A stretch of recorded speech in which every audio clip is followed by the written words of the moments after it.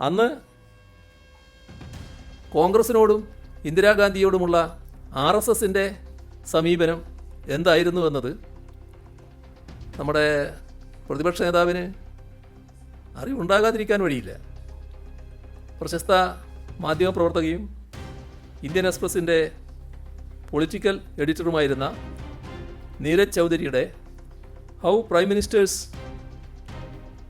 Decide എന്ന ഈ പുസ്തകമാണ്. ഇത് അദ്ദേഹം കാണാതിരിക്കാൻ ഒരു തരത്തിലും വഴിയില്ല.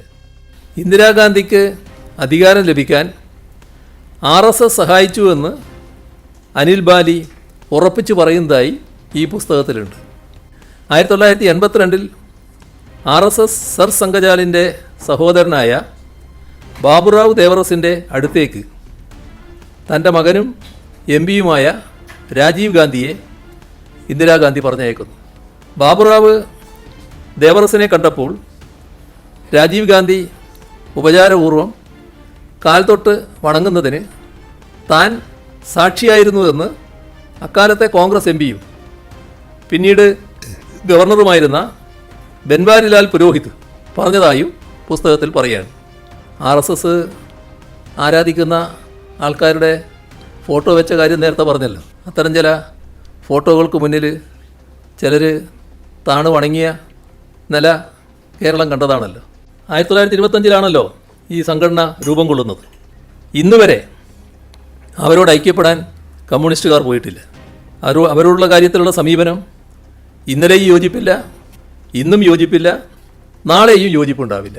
കഴിഞ്ഞ ദിവസം നടന്ന വാർത്താ സമ്മേളനത്തിനിടയിൽ മുഖ്യമന്ത്രി പിണറായി വിജയൻ പറഞ്ഞ വാക്കുകളാണ് ഇപ്പോൾ കേട്ടത്. ഈ വാക്കുകൾക്ക് ശേഷമായിരുന്നു അദ്ദേഹം തന്റെ കയ്യിലുള്ള ഒരു പുസ്തകം ഉയർത്തിക്കാട്ടുന്നത്. നീരജ ചൗധരി എഴുതിയ ഹൗ പ്രൈം മിനിസ്റ്റേഴ്സ് ഡിസൈഡ് എന്ന പുസ്തകം. എന്താണ് ആ പുസ്തകം പറയുന്നത്? സ്വതന്ത്ര ഇന്ത്യയുടെ ചരിത്രത്തിലെ ചില സുപ്രധാന രാഷ്ട്രീയ തീരുമാനങ്ങൾ എങ്ങനെയാണ് എടുത്തതെന്നും അതിന് പിന്നിലെ കാര്യങ്ങൾ എന്തൊക്കെയായിരുന്നെന്നും വിശദീകരിക്കുന്ന പുസ്തകമാണ് ഹൗ പ്രൈം മിനിസ്റ്റേഴ്സ് ഡിസൈഡ്.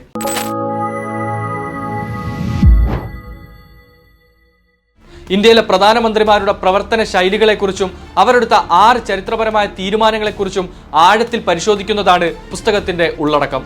പ്രധാനമന്ത്രിമാർ, രാഷ്ട്രീയ പ്രമുഖർ, ഉദ്യോഗസ്ഥർ, നയരൂപകർത്താക്കൾ എന്നിവരുമായി നീരജ ചൗധരി നടത്തിയ 100 കണക്കിന് അഭിമുഖങ്ങളെ അടിസ്ഥാനമാക്കിയാണ് ഈ പുസ്തകം തയ്യാറാക്കിയിരിക്കുന്നത്.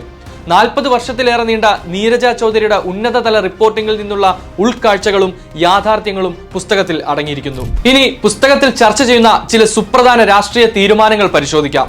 അടിയന്തരാവസ്ഥയ്ക്ക് ശേഷം ഇന്ദിരാഗാന്ധി എങ്ങനെ അധികാരത്തിൽ തിരിച്ചെത്തി? ഷാബാനു കേസിൽ രാജീവ് ഗാന്ധിക്ക് പറ്റിയ തെറ്റുകൾ. VP Singh Mandal commission report നടപ്പാക്കിയത്. ബാബരി മസ്ജിദ് പൊളിക്കുന്നതിലേക്ക് നയിച്ച നരസിംഹറാവുവിന്റെ കൗശലപരമായ നിസ്സംഗത. വാജ്പേയിയുടെ ആണവ പരീക്ഷണങ്ങൾ. മൻമോഹൻ സിംഗിന്റെ കാലത്തെ ചില നിർണായക തീരുമാനങ്ങൾ തുടങ്ങിയ വിഷയങ്ങളാണ് ഹൗ പ്രൈം മിനിസ്റ്റേഴ്സ് ഡിസൈഡ് എന്ന പുസ്തകം പറഞ്ഞു വെക്കുന്നത്.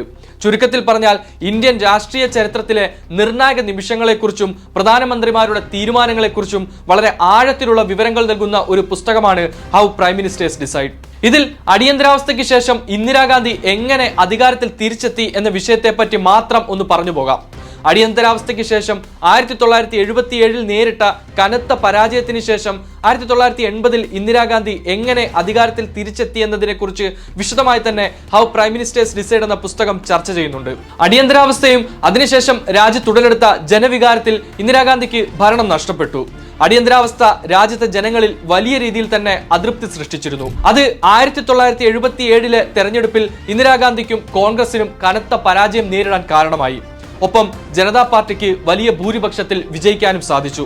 എന്നാൽ ജനതാ പാർട്ടിക്ക് വ്യക്തമായ ഒരു ഭരണ കാഴ്ചപ്പാടോ ഭരിക്കാൻ ആവശ്യമായ ഒരു ഐക്യമോ ഉണ്ടായിരുന്നില്ല.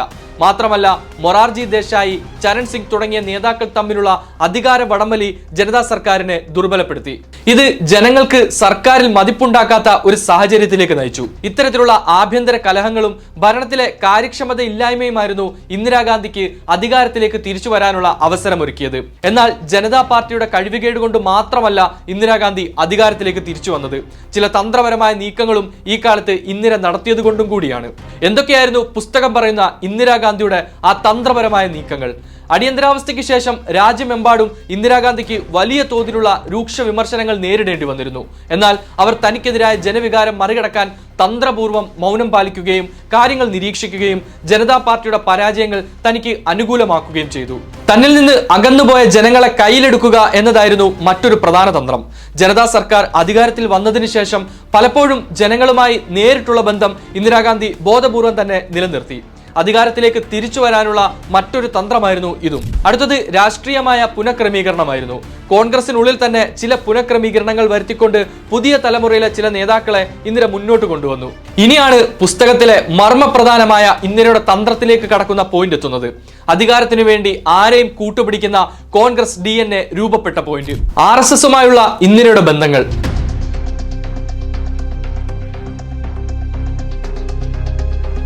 അടിയന്തരാവസ്ഥ കാലത്തും അതിനുശേഷവും ഇന്ദിരാഗാന്ധിക്ക് RSSുമായി രഹസ്യ ബന്ധങ്ങൾ ഉണ്ടായിരുന്നു.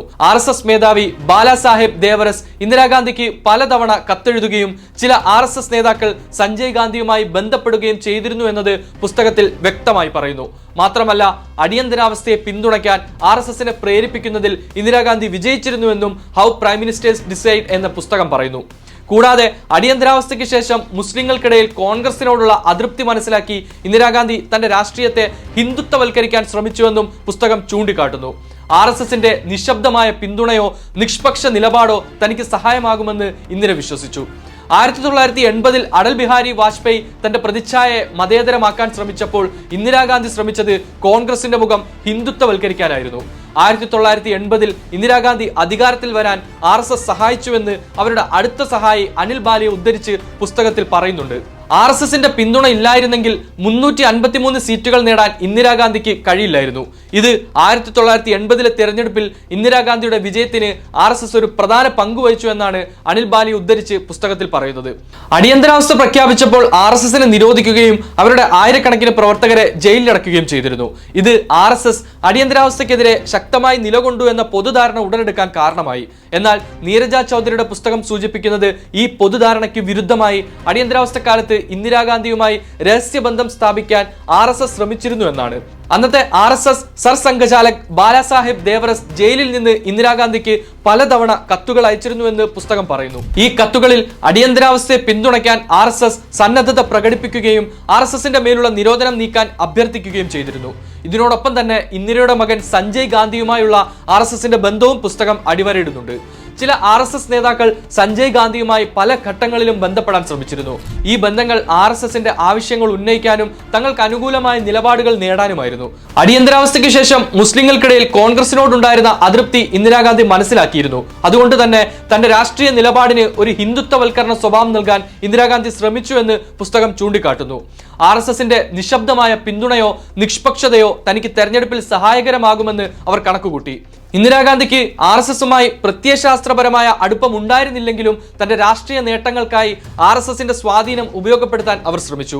അതേസമയം തന്നെ RSSുമായി ഒരു സുരക്ഷിതമായ അകലം പാലിക്കുകയും ചെയ്തു. ചുരുക്കി പറഞ്ഞാൽ, നീരജ ചൗധരിയുടെ ഹൗ പ്രൈം മിനിസ്റ്റേഴ്സ് ഡിസൈഡ് എന്ന പുസ്തകം ഇന്ദിരാഗാന്ധിയും RSSും തമ്മിലുള്ള ബന്ധം പൊതുവെ കരുതപ്പെടുന്നതിനേക്കാൾ ആഴമേറിയതായിരുന്നുവെന്ന് വ്യക്തമാക്കുന്നു. പരസ്പരം എതിർക്കുമ്പോഴും രാഷ്ട്രീയ സാഹചര്യങ്ങൾക്കനുസരിച്ച് രഹസ്യമായ നീക്കങ്ങളും സഹകരണങ്ങളും നടന്നിരുന്നു എന്നാണ് പുസ്തകം പറഞ്ഞു വെക്കുന്നത്. അടിയന്തരാവസ്ഥ കാലത്തെയും അതിനുശേഷമുള്ള ഇന്ദിരാഗാന്ധിയുടെ തിരിച്ചുവരവിലുള്ള RSS നിലപാടുകളെക്കുറിച്ചും പൊതുമധ്യത്തിൽ ആരും ചർച്ച ചെയ്യാത്ത പുതിയ വിവരങ്ങൾ ഈ പുസ്തകം നൽകുന്നുണ്ട്. ഇനി മുഖ്യമന്ത്രിയുടെ ആദ്യം കണ്ട വീഡിയോയിലെ വാക്കുകൾ ഒന്നുകൂടി ആവർത്തിക്കാം. RSS നേതാക്കളുടെ ചിത്രങ്ങൾക്ക് മുന്നിൽ താണുവണങ്ങിയ ചിലരുണ്ട്. RSS ശാഖയ്ക്ക് കാവൽ നിന്നെന്ന് പറഞ്ഞത് പഴയ KPCC പ്രസിഡന്റാണ്. വിശ്വസിക്കാവുന്ന മിത്രം എന്ന നിലയ്ക്കാണ് അന്ന് കോൺഗ്രസ് ആ സമീപനമെടുത്തത്. അവരെ പോലെ അല്ല ഇടതുപക്ഷം.